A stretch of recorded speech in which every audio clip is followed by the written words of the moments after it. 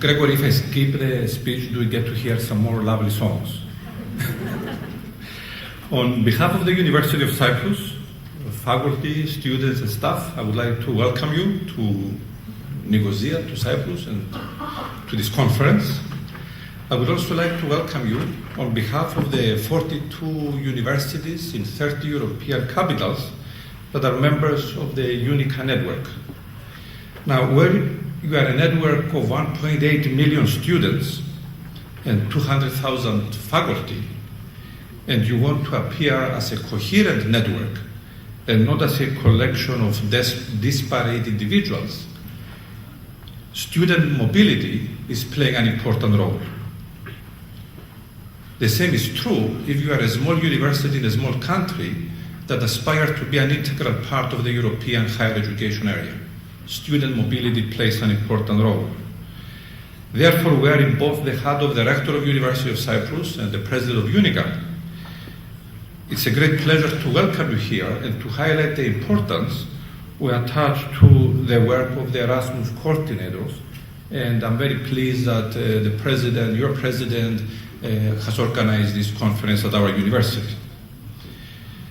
No other activity in Europe carries heavier burden in forging the European identity than student mobility. But then I believe no other activity offers higher hopes for forging the European identity. In Europe, we are going through a unique historical experiment. And if this unique historical experiment is going to succeed by integrating and not assimilating the diverse cultures of Europe, the key to success is the young people. Diversity of cultures, viewpoints, and value systems have inherent strength. If we assimilate these diversities, we destroy the diversity. And if we fail to integrate, we do not have diversity, but we have a disparate group of individuals moving in every different direction. However, you are asked to carry out your work in the middle of a world financial crisis. Now, this is a crisis of historical proportions, but it's not the first crisis in the history of humankind. We had the tulip mania in 1636, we had the South Sea bubble in 1719, we had the Great Panic of 1825, and we had the Great Crash of 1929. Now, these challenges are taxing some of the things we do together. They're taxing our joint institutions because our banks are facing different risks. They're taxing our joint economic policies because our economies are facing unique challenges in every country. They are taxing our joint labor policies because unemployment is hitting different segments of the labor force differently. However, the challenge, the crisis, should not tax our ability to work together, to realize that our problems have more similarities than they have differences. The similarities are the lack of supervision, the big inequalities between savings and investment, the big inequalities in distribution of wealth, the overcapacity in several productive industries.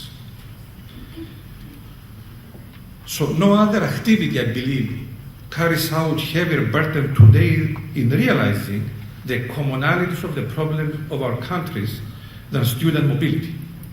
And at the same time, no other activity offers higher hope that we will overcome this problem than education. Now, we may be said that we cannot afford the luxury of education in time of dire necessities for our societies.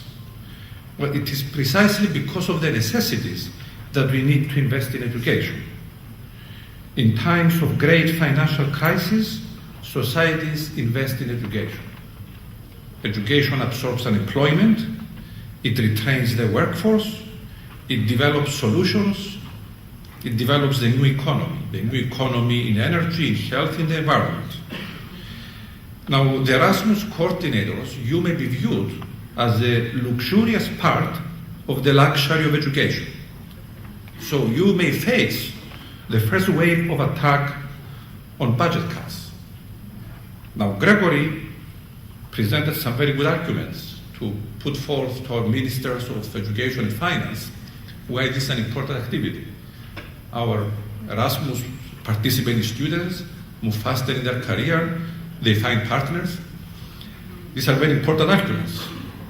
And I think you have the burden to synthesize what Gregory said and pass the message that in times of great financial crisis, societies invest in education. Now, if you tell them that I said so, I don't think anybody will believe you. I don't think my Minister of Education will believe me, or my Minister of Finance. So I want to add something more. In 1863, in the middle of a war that cost 500,000 lives, when not a single battle had still to be won by his army, President Abraham Lincoln signed the Act for establishing the National Academy of Sciences, and he established with the Act of Congress the land-grant universities. So I believe that in times of great crisis, visionary societies invest in education. The Eracon, the Erasmus coordinators, are now facing the challenge through your work to forge the European identity. It's a very challenging task, and I'm sure you will rise to the challenge in the middle of a very challenging crisis. Now, when you put these three challenges together, you do not have a meta challenge, you have a very exciting conference over the next few days. So welcome to Cyprus.